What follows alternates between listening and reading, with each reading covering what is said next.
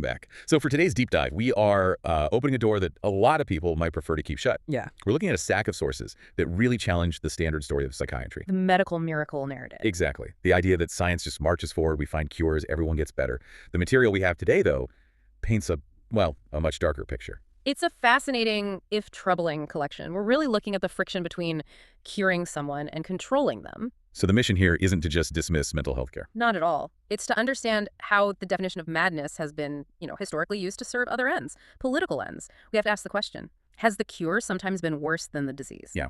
Okay, let's get into it. We have to start with what our sources are calling the architecture of control. And the big name here is Michel Foucault. Right. His book, Madness and Civilization, he argues there was this huge shift. A shift in how we even saw madness. Exactly. Before the Age of Reason, madness was sometimes seen as a kind of different wisdom, even a divine disorder. It was just there, part of society. But then something changed. It became a moral failing, something that needed to be corrected. And that's when the asylum appears. But Foucault's point is that these places weren't built for healing, not at first. He describes the whole process as a contest of wills. That's the crucial phrase, isn't it? It is. The goal was for the doctor's authority to completely subjugate the patient's will. It wasn't about therapy. It was about breaking them. And if you want, a truly terrifying example of how diagnosis can be weaponized, we have to talk about drapetomania. Yes. This is one of the most damning episodes in the field's history. Pre-Civil War South. What was it? Dr. Samuel Cartwright diagnosed a new mental illness he saw in enslaved people. He called it drapetomania, the irrational desire to be free. Wait. So running away from slavery was classified as a mental illness. It perfectly shows the danger, right? If health is defined as fitting in with the social order, then anyone who rebels against an unjust system can just be labeled sick. It's a way to pathologize dissent. Exactly. So fast forward to the 1960s, you get this huge backlash, the anti-psychiatry movement. And a key figure here is Thomas Szasz. His book, The Myth of Mental Illness, basically argued that what we call mental illness isn't a disease in the same way diabetes is a disease. He called them problems in living. Right. He wasn't saying people don't suffer. Of course they do. But he said calling that suffering a medical illness was a category error. And that leads to his idea of the therapeutic state, doesn't it? Yes. Szasz warned we were moving from a punitive nanny state to a therapeutic state.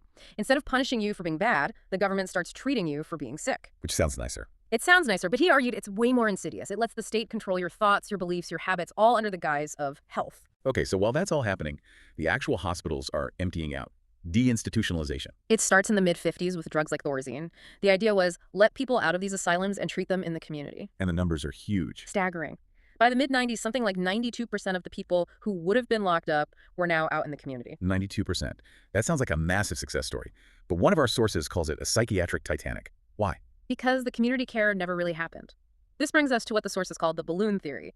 If you squeeze a balloon in one spot, it just bulges out somewhere else. We squeezed the population out of mental hospitals, and it bulged right out into the prison system. So we didn't stop institutionalizing people, we just changed the building. We just changed the building. Jails became the new asylums, but with even less care.